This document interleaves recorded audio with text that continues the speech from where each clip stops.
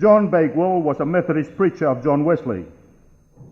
He is known as the author of Hail Thou Once Despised Jesus, sung to the popular tune High Friddle by Roland Pritchard. Words are pure, molten composition describing the Ascension.